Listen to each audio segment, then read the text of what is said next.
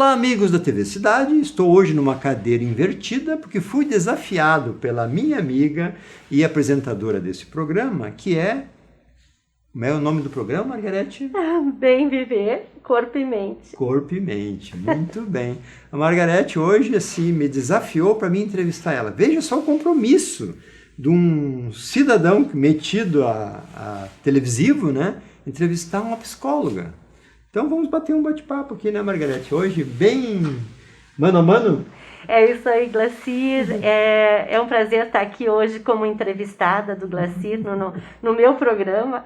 Enfim, a gente tem um desafio hoje que é falar um pouquinho de resiliência, mas na prática, né? No que é resiliência, viver a resiliência. Então eu desafiei o Glacir a me entrevistar, que eu vou contar um pouquinho da minha história, que eu tenho certeza que cada um de vocês tem uma história, todos os telespectadores têm uma história de resiliência. Se nós estamos vivos é porque a gente passou por momentos difíceis e superamos esses momentos e às vezes a gente nem se dá conta.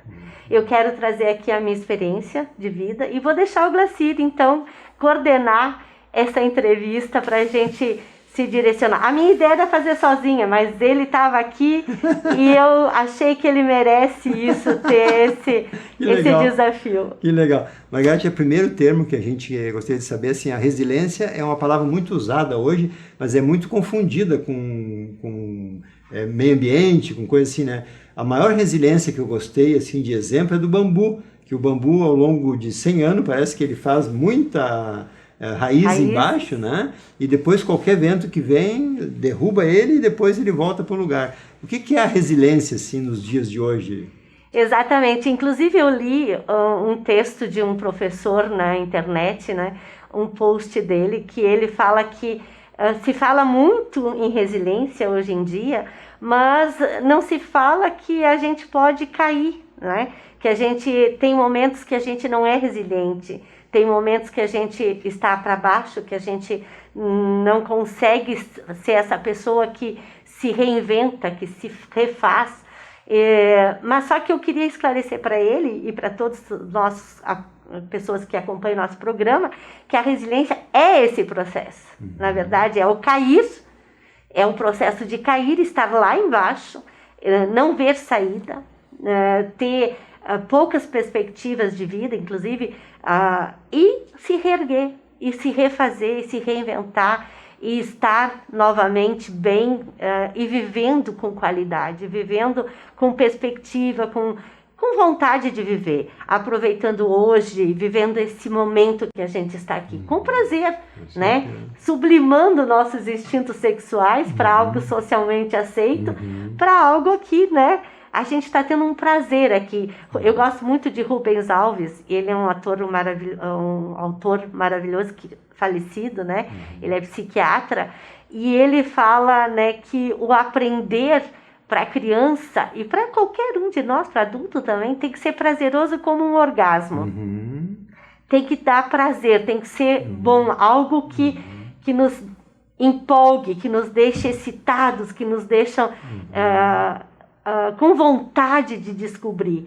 Então, a aprendizagem ou qualquer outra atividade humana, ela tem que estar envolvida em prazer. Senão a gente cai na depressão, senão a gente cai em momentos difíceis, mas isso é natural.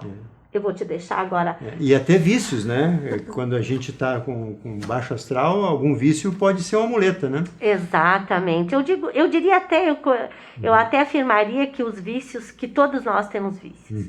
Né? Assim, somos mais ou menos dependentes. Essa é a diferença. O nível de dependência é diferente. O meu é na adrenalina. Pois é. Exatamente. Eu já não sou da adrenalina. Não? Hoje meu vício... é falar. Estou numa fase muito prolixa, que fala então muito. Então te convidei no momento exato. Exatamente, Glácia. Por isso que eu te deixei entrevistar hoje, na verdade. Margarete, eu gosto de fazer uma pergunta assim, ó. Eu quero fazer a primeira pergunta. Quem é a Margarete hoje? Né? Se te perguntar assim, a pessoa que tu conheceu hoje, tu vai abrir o coração para ela. Quem é a Margarete? O que tu responderia hoje? Hoje a Margarete é uma pessoa que está se redescobrindo. Depois Depois dos 40, tu começou a te redescobrir. Depois dos 39 foi um marco na minha vida, na verdade. Legal. O marco foi 39 anos, aliás, mais especificamente outubro de 99. Uma data marcante, pelo jeito. Exatamente. Na verdade, começou o processo quando eu assumi a direção da PAI. Eu era apenas psicóloga, eu passei 4 anos e meio atuando como psicóloga, e eu já sabia que eu podia ser diretora daquela instituição. Eu sabia que eu tinha condições. Mas antes de mim passaram mais 2 pessoas. Enquanto eu estava lá, saiu a diretora que me contratou e entrou mais 2 pessoas depois de mim, mas eu continuei trabalhando igual, não esmoreci, vestia a camiseta, fazia do meu trabalho algo amoroso, algo que eu sentisse prazer. Ficaste quantos anos na PAI? 19 anos e 2 meses. Uma vida. Uma vida. Exatamente. Inclusive me chamavam de Marga da PAI, né? Exatamente. Margarete da PAI. Margarete da PAI. Hoje a Margarete não é mais da PAI, mas do mundo, né? Da TV Cidade, que bom. Da família. De todos os telespectadores, que tu passa mensagens muito ótimas aqui para todos. Né? Que bom, que Muitos bom. elogios a gente tem recebido. Isso eu espero estar ajudando o máximo. Claro. Essa Margarete reinventada a partir de 99, quando eu falei, né? Quando eu assumi a direção da PAI e quando eu pensei que ia morrer. Poxa vida. Porque eu tive febre durante 20 dias em outubro. Eu assumi em julho e todo mundo dizia que as pessoas iam tomar conta de mim, porque eu não sabia ser diretora, e aquilo me desestabilizou muito, porque eu não sou uma pessoa autoritária, eu sou uma pessoa que conquista pessoas. Tu é do diálogo. Eu sou do diálogo e que influencio pessoas a pensar do meu jeito. Eu convenço. Eu tento convencer meu paciente no meu consultório de que existe uma forma diferente de viver. Essa é a tua lida, né? Exatamente, exatamente. Hoje, então, a partir daquele momento, quando eu tive esse período ruim, em outubro de 99, eu digo que eu tive um processo de elaboração de conflito muito grande. Eu elaborei meus conflitos com a minha mãe, principalmente, que tínhamos, né? Uma diferença, uma mágoa muito grande. A maioria tem, né? Tem. A maioria tem, né? Todas as pessoas têm, eu diria. Algumas superam mais, outras menos, e conforme a idade vai avançando, às vezes a gente vai superando também. Claro. E tem traumas com o pai também, assim como tem trauma com o pai também. Tanto a menina como o menino. Mas o meu problema maior era com a mãe, porque eu apanhei muito, eu fui surrada. Quantos irmãos? 4 homens. 4 homens. E eu sou a última. A última esperança do meu pai de ter uma filha mulher. O pai que queria uma mocinha. E nasceu eu, né? Eu tenho 2 irmãos falecidos já. Opa! Infelizmente, né? A nossa família se limitou.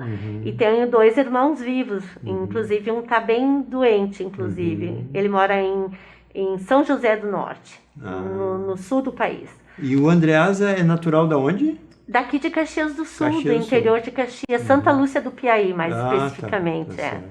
E daí tu estava falando dessa tua... desse processo de elaboração, que quando eu me dei conta, né, o quanto a minha mãe fez o melhor que pôde. E essa minha postura hoje profissional, das pessoas ter que aprender a fazer diferente, veio daí. Eu estava lá na PAI, trabalhando com pessoas deficientes, e isso não me esmorecia, na verdade era um desafio, e eu comecei a ver do quanto eles eram capazes, que eles precisavam ter uma chance de ser estimulados. Eu comecei a ver a inclusão passar na frente dos meus olhos com uma clareza enorme. Eu até então já tinha ouvido falar, mas aquilo era muito teórico para mim. Me lembro tu indo no Rotary defender isso. Há muitos anos atrás, né? Exatamente, bota anos nisso. Quando em Farroupilha nunca nem se falava em inclusão. Aliás, no Brasil se falava muito pouco ainda também. Tu estava na frente. Foi em 99, final de 99, que eu comecei o processo, né? E a partir daí eu só parei mesmo quando eu saí da PAI. Trabalhei a inclusão. Claro que no final ali eu já trabalhei menos a inclusão. Eu trabalhava mais a questão da inclusão no mercado de trabalho e a inclusão social. E que foi um sucesso, né, Margarida? Foi. Sucesso. Hoje... Temos retrocessos também, né? Ah, sim, mas isso é natural, né? O ser natural. humano relaxa e... É natural num processo né, de mudança como é Também. esse pensamento né, de estar entendendo que o lugar deles é na sociedade, que eles têm que ter essa oportunidade. Claro. Eu acho que a APAE e as instituições, aliás, elas são necessárias a partir de uma idade que ele já teve a chance, né? Depois do ensino médio, quem sabe, que ele não teve como se gerir, não evoluiu, aí sim a APAE teria um papel importante como assistência social, Claro. né? Então, eu sou a favor disso e todo mundo sabe. Só que isso é um processo, a gente entende também que isso é um processo. Só que a gente não pode inchar uma instituição com pessoas, botando pessoas lá para dentro, né? Se elas não saírem. Como um depósito. Como um depósito. Se tu vai no especialista, porque sempre se falou, né, que a APAE era o especialista para tratar com deficiência. Mas se tu vai no especialista, tu quer que saia, né? Que cure, né? E como é que as pessoas iam para lá para dentro? Isso eu me questionava. Iam para lá e nunca saíam. Como até hoje ainda muitos estão lá. Muitos saíram. Muitos saíram. Eu acho que a APAE evoluiu muito em termos desse pensamento de inclusão. Eu sei que eu sou responsável por isso. Eu comecei a falar.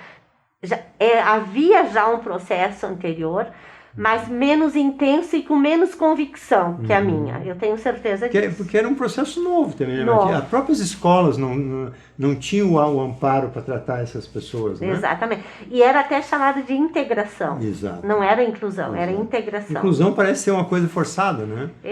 Inclusão é quando a pessoa realmente faz parte. A integração, antigamente, era botar ele lá convivendo de vez em quando, estar no meio social convivendo, mas a inclusão ela é mais ampla. Claro. Ela é meio forçada, porque tem que ser forçada. Sim. Porque o ser humano só vai mudar No tranco. no tranco, quando a água bate na bunda. É isso aí. É o termo, né? Ou para aprender a nadar na boca. Na né? boca, exatamente. Então, se a criança não está na escola, o professor, infelizmente, não vai atrás, não vai procurar. Tanto é que, na época, a gente fez um seminário, a Secretaria Municipal promoveu um seminário de educação, e mesmo já com a inclusão sendo uma realidade no município, a oficina de inclusão, ninguém se inscreveu. Olha só. Ninguém se inscreveu. Que interesse, né? Na época da professora Geni ainda. Magero. Uma grande secretária, né? Eu peguei o secretariado dela. E ela acabou falecendo na época, né? Mas, enfim, esse processo de reorganização a partir de 99 foi quando eu achei que eu estava com câncer. Puxa vida. Exatamente, em 99, com essa febre que não sarava, eu fiz exames e deu atalactesia pulmonar. Para mim era câncer. Puro estresse. Estresse. Inclusive, depois o diagnóstico foi trazido que não era, nem era atalactesia, era só um erro de avaliação. Meu Deus. Não de avaliação, mas de como é que eles chamam, de luminosidade. Sim. Não pegou direito. Deus, Mas era para ser. Foi a partir... Te deu um baque.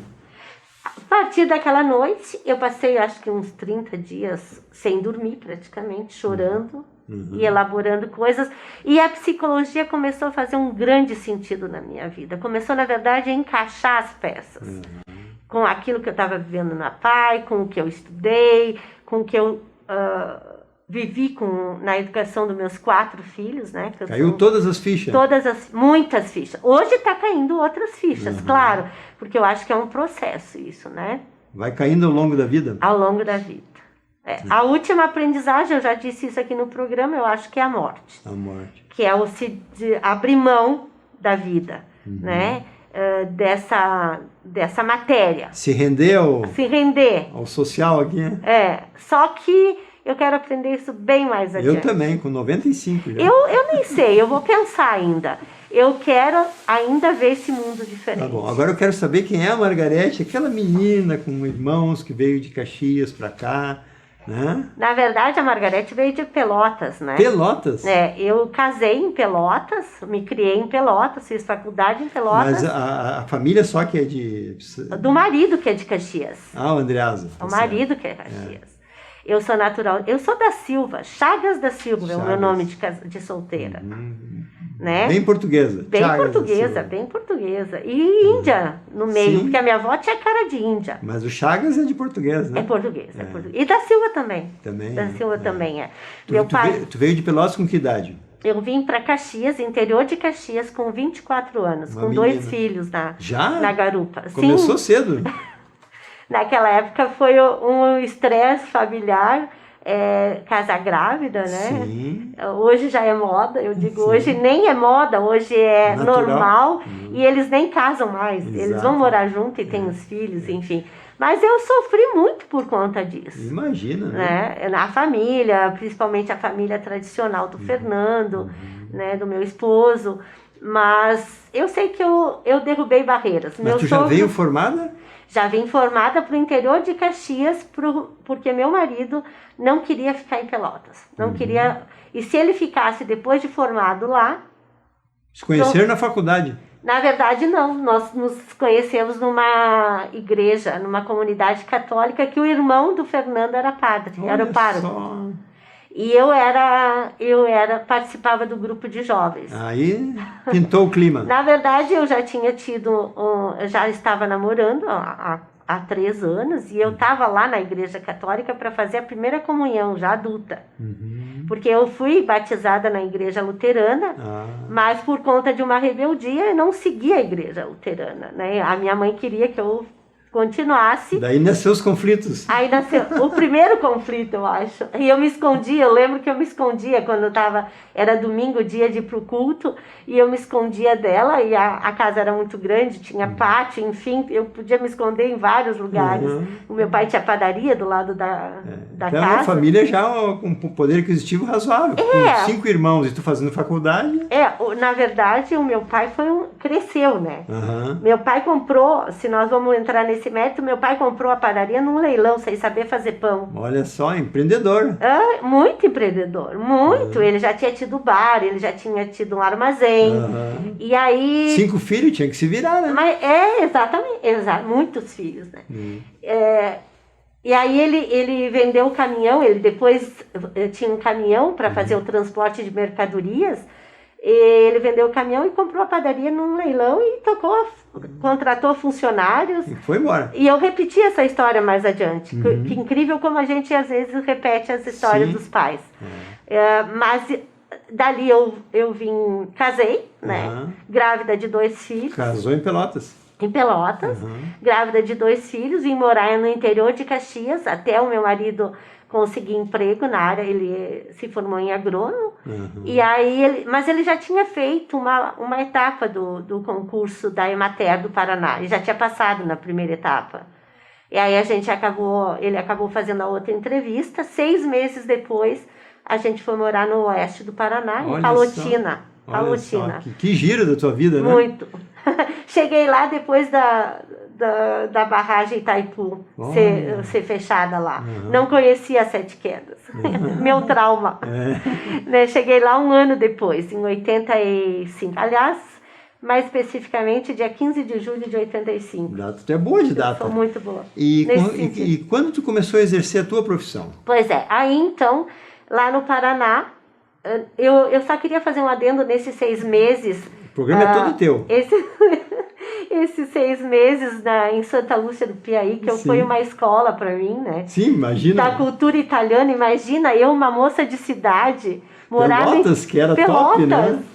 Eu morava em bairro, quero deixar claro. Pelotas sempre foi top. Vila, mais especificamente, era Vila Santa Terezinha, mas era um bairro até bom de Pelotas. Se tornou um bairro bom, porque era bem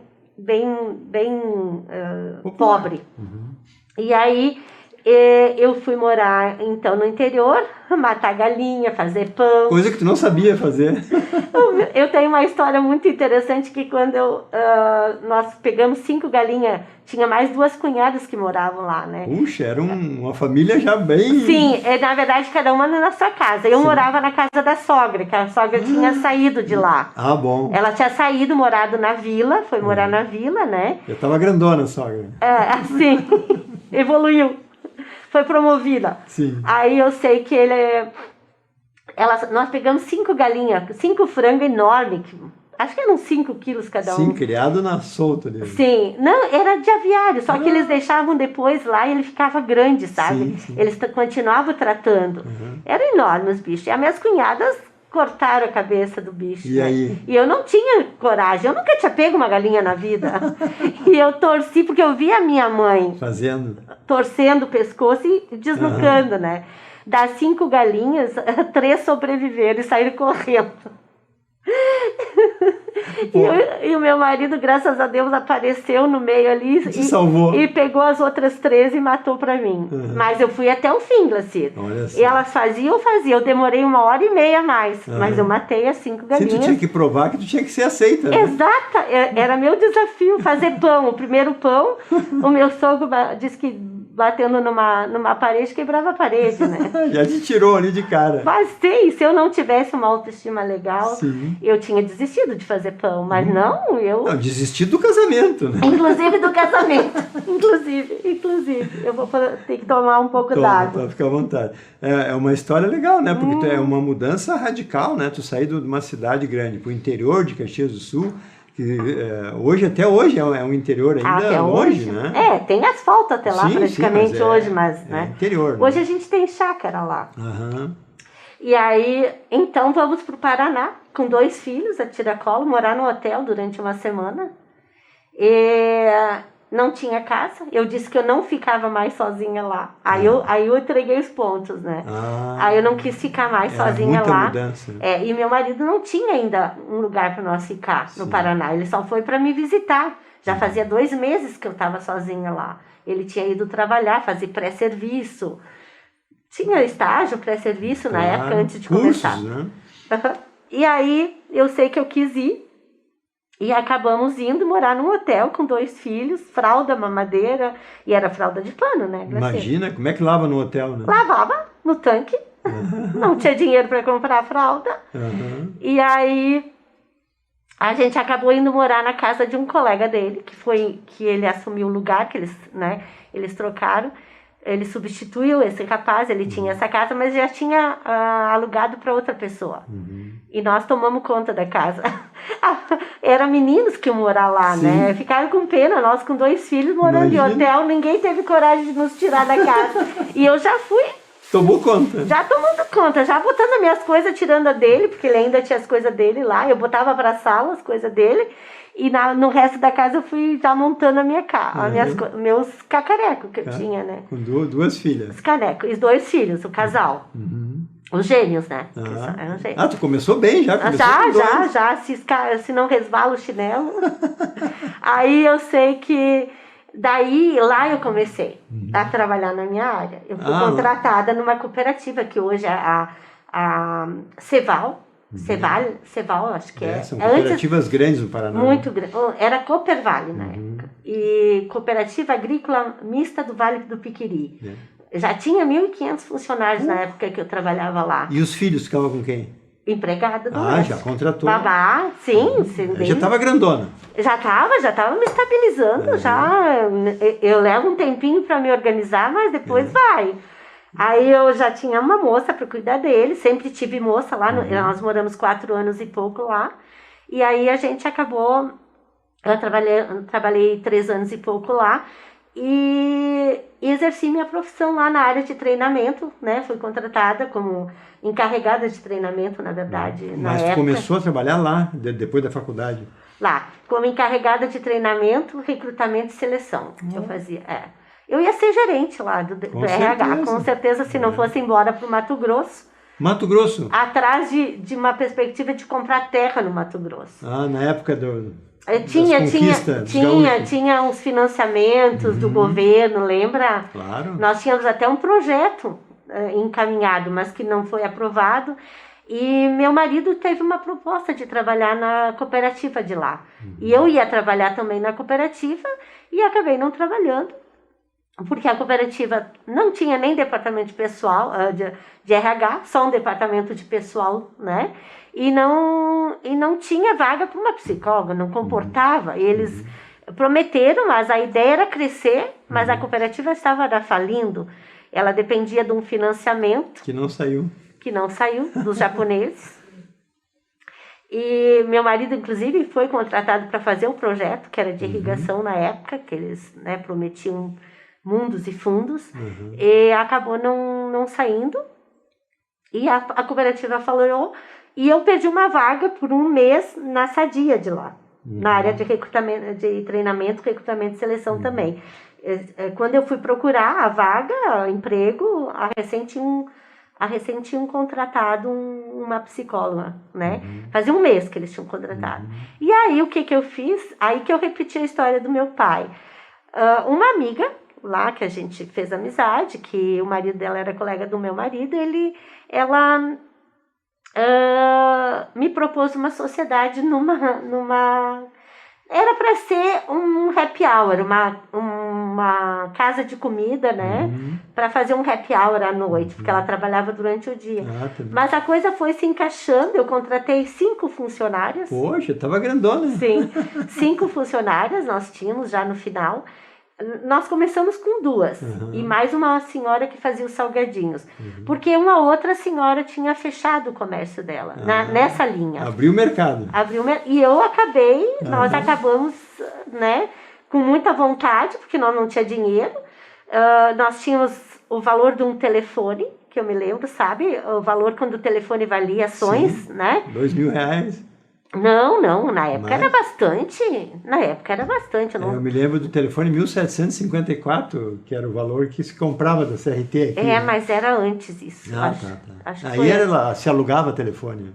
Eu acho que era mais. Bom, hoje eu acho que seriam R$5.000. É um valor, né? Que nós começamos o negócio. Fizemos tudo a prestação. O liquidificador que a gente usava era o meu, o freezer era o meu. Cara e coragem. E crescemos e pagamos todas as contas e tinha um bom público, né, clientela, uma boa clientela. Só que aí veio a proposta da gente voltar para cá, a cooperativa fechou. Né? Mas durou quanto tempo o comércio? 2 anos. 2 anos, Só que daí tu abandonou a psicologia, não tinha... Sem saber fazer doce. Aprendi. Mas tu é de Pelotas, não sabia fazer doce? Não sabia. E filha de padeiro, inclusive. Imagina. Mas você estava estudando, né? Sim. E aí, meu pai valorizava muito essa questão de estudar. Ele queria que eu fosse médica. Olha só. Eu fui médica da cabeça, né? Não deixa de ser médica. Que é médica. Ficaram quanto tempo no Mato Grosso? 2 anos só. 2 anos no total, então. 2 anos no total. Eu fiquei 1 ano e meio com a lanchonete. Era uma lanchonete, na verdade. Sim, mas movimentada pelo jeito. Sim, a gente vendia lanche para os... Ela era empreendedora também, a minha sócia. Vendia lanche... Nas empresas? Nas empresas, nos bancos. Os bancos davam lanche para os funcionários na época, de graça. Era obrigatório. Fornecia, era o banco que nos pagava. E aí lá eu tive a minha 3ª filha, então, planejada. Tem uma mato-grossense, então? Tem, Matuxa. Veio com 2 meses pro Rio Grande. Daí de lá vieram para onde? Pro interior de Caxias do Sul. Voltaram para as raízes.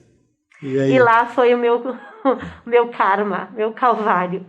É que eu estava em depressão pós-parto, né? E eu saí de cidade, fui morar no interior, nós não tinha dinheiro, a gente sofreu algumas questões trabalhistas lá das funcionárias que eu tinha, e tudo que a gente tinha teve que pagar para elas, e a gente veio, só conseguiu mesmo comprar terra com os bens que a gente tinha lá, que era uma casa e uma casa, e o comércio que era para ser vendido, e a moça só arrendou. Ela desistiu na hora que eu estava com a mudança em cima do caminhão.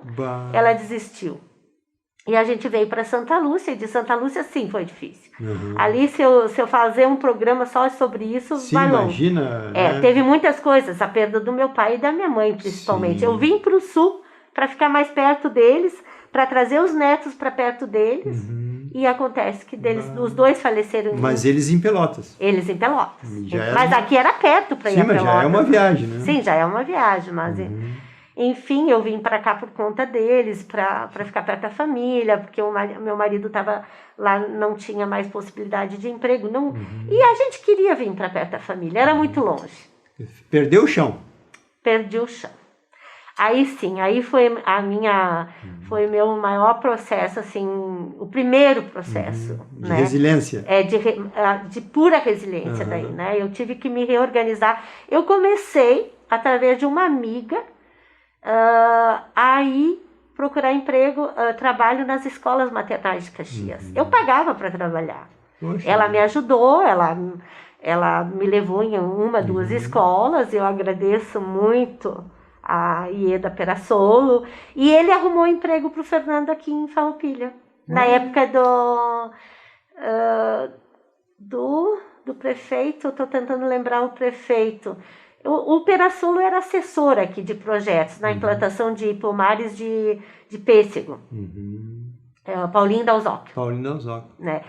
O secretário, na época, também não me vem o nome agora. Mas, enfim, o Perassolo era assessor aqui e conseguiu essa vaga na prefeitura para o meu esposo. Como CC, no caso. Como CC. Né? E eu vim junto, um ano depois estava trabalhando na PAI. Aí comecei a me reorganizar de novo. Eu continuava com as escolinhas maternais em Caxias. Correndo com 3 filhos. Eu tinha 3 na época. Isso, 3.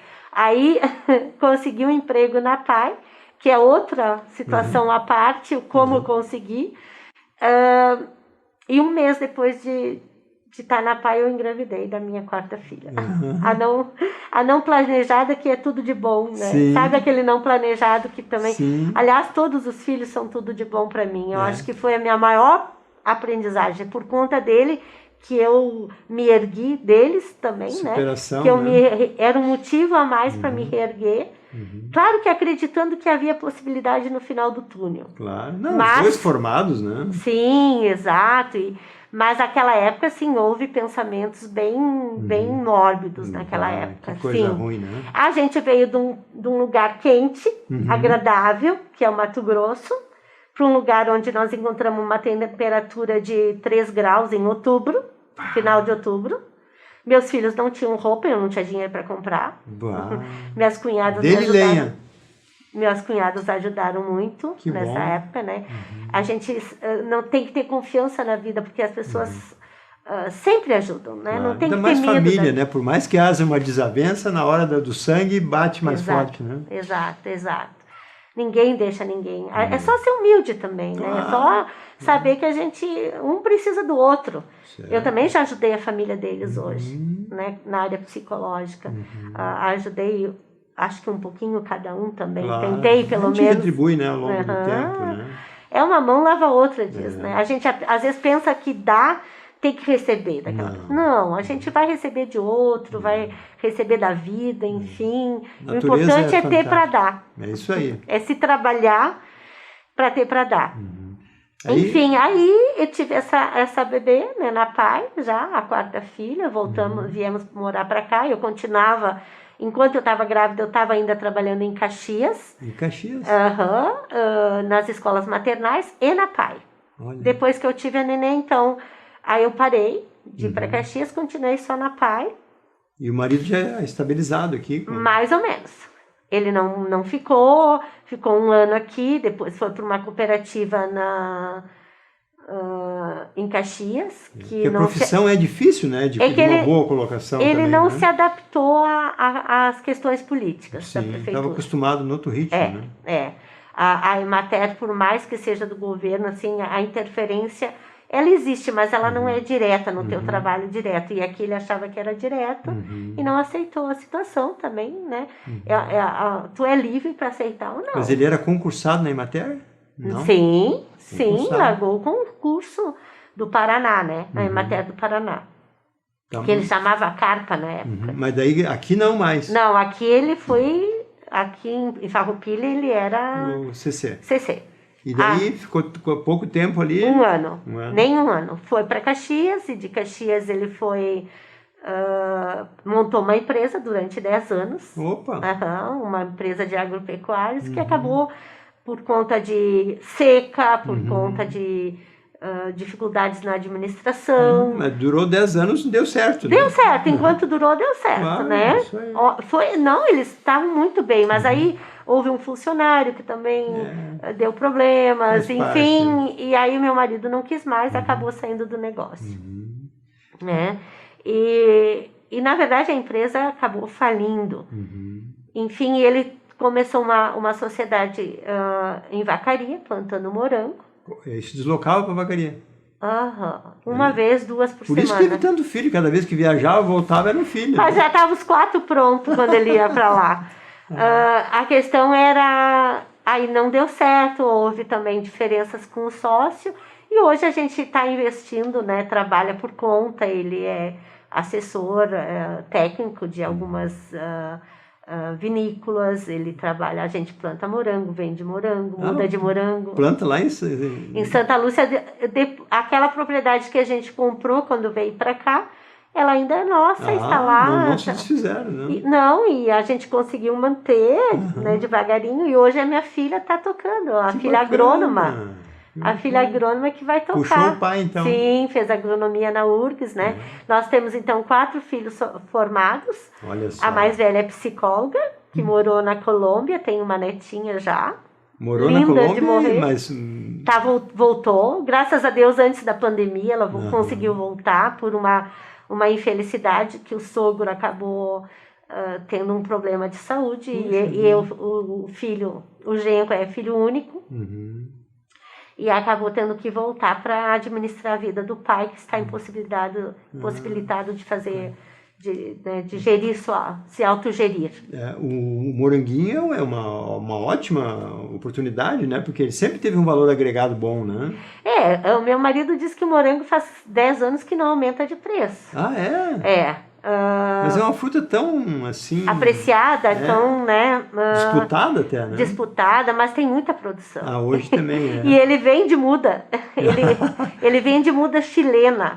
Ele é concorrente ao contrário dele, né? Também, exatamente. Ele produz, mas vende muda também para os concorrentes. Enfim, mas a gente tem um sistema de parceria lá que funciona bem, mas a filha agora... né, tem 24 anos, formada jovem. em agronomia, então tá tocando lá. Então a mais velha é psicóloga, seguiu os passos da mãe, agora está fazendo voltando para o Brasil, continuando sua formação em psicanálise, mesmo à distância, está conseguindo com a pandemia, criando maravilhosamente bem a minha neta. Mora onde? Ela está morando provisoriamente em Capão da Canoa, até o apartamento dela que eles estão reformando em Porto Alegre e ficar pronto. Vai ficar um pouco longe ainda. Mas 1 hora bem mais perto do que Colômbia, do que Bogotá, né? Mas de Porto Alegre a Bogotá é 1 hora de avião ou não? Não é mais, né? Não. 1 hora é São Paulo. Né? Nós atravessamos sim. o país inteiro. Tá certo, né? do outro lado. Dá umas 8 horas de avião, tá corridas, assim. Mas aí tu tem que fazer escalas. E quanto tempo ela morou lá?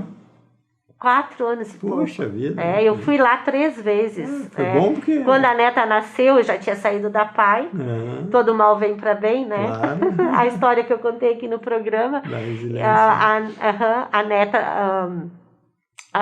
eu tinha saído da pai e eu tive possibilidade de passar 40 dias. Aí tirou umas férias. Tirei umas férias do marido, da família. E na Colômbia ainda, né?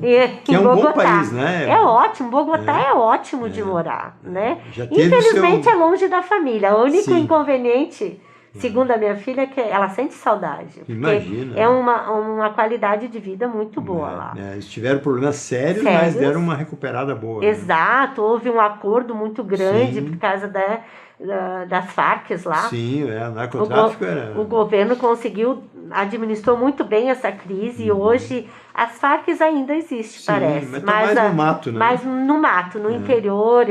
Eles pagam um salário para as pessoas se manterem, para os ex...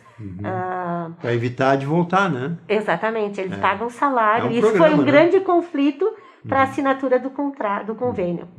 Porque o povo não queria, né? Claro. O povo não queria esse salário. Mas não é melhor pagar um salário para eles e eles não agredir, não botar em risco a vida de ninguém. Claro, que lá era toda hora explodia carro. Exato, a empregada da minha filha, a primeira pessoa que trabalhou com ela lá, ela contava, Dona Marina, que tiraram ela de dentro da casa dela.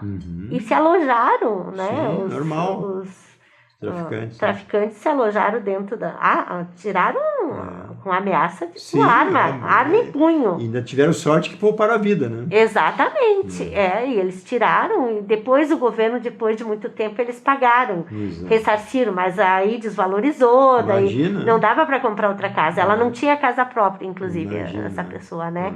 Então era bem difícil, mas Bogotá é uma cidade linda. Sim, é né? turística. Né? É muito interessante que ela é padronizada, os edifícios são todos iguais praticamente, né? Nas áreas residenciais, de tijolinho à vista, enfim, e tem uns detalhes, sacadas meio iguais, assim, é uma coisa meio padronizada, mas todo mundo vive muito tranquilo nesse sentido, sabe? Fizeram Minha Casa Minha Vida padrão, né? Exatamente, um padrão alto, assim, padrão. Claro, tem estratos, mas no estratos mais baixos, tu paga menos de água, menos de luz e menos de aluguel. Aqui também se paga menos de aluguel nos bairros. Pelo valor econômico. Né? Mas não se paga menos de luz aqui, menos de água. É igual, né? É um governo mais justo, vamos dizer assim. Mas vamos voltar para a Margarete. Falta alguma coisa ainda que eu não perguntei? Falta? Qual a parte que eu não perguntei? A parte que tu não perguntou é hoje, né? Eu acho que falar bastante, talvez hoje... E como é que foi essa resiliência de manter um casamento 37 anos, né? Na corrida, né? Que olha o giro que tu deu, né? Muito. E com filhos. Acho que nem deu tempo de pensar, né? Eu acho casamento. Que não, né? Tu tinha que sobreviver. Mas é muito interessante a nossa história. Bacana. É uma história bonita, Margarete. De altos e baixos. Teve momentos, assim, difíceis no relacionamento. Com certeza que a gente teve que se reinventar muito. Não que hoje não tenha ainda. Normal, Mas são mais pontuais. Sim. Mas teve momentos bem difíceis. Imagina, né? Com todos esses filhos, com todas essas mudanças aí. Na época da empresa que faliu também houve um desconforto muito grande ali. Eu estava muito insatisfeita, até porque a gente ficou devendo muito. Sim, né? Com o nome. Fio do bigode. Perdemos dói, né? bens. Né? Então. Foi uma desestabilização muito grande. Mas hoje, graças a Deus, a gente está com a vida financeira mais estabilizada. Principalmente assim. 4 filhos formados. Esse é o maior patrimônio, né? Eu ia dizer, a primeira psicóloga, a segunda... exatamente, a nossa herança, a nossa melhor herança. Claro. A segunda filha, a terceira, no caso, que nasceu no Mato Grosso, é design de modas, trabalha hoje na Dakota, em Nova Petrópolis. Meu filho é administrador, tem um MBA já. Poxa. Em comércio exterior. Trabalha onde? Ele trabalha nos Doces Forno Velho, que é do meu cunhado, da família, do irmão mais novo do meu marido, lá em Santa Lúcia do Piauí. Mas ele mora aqui em Farroupilha, meu filho, que é gêmeo com a menina, né? E aí tem ele que trabalha lá, tá se dando muito bem, tá trabalhando muito, gosta do que faz. Tem 2 nas raízes, então. Exatamente, que bacana, né? Nas raízes, é verdade. E hoje é uma qualidade de vida boa, né? Muito boa, muito boa.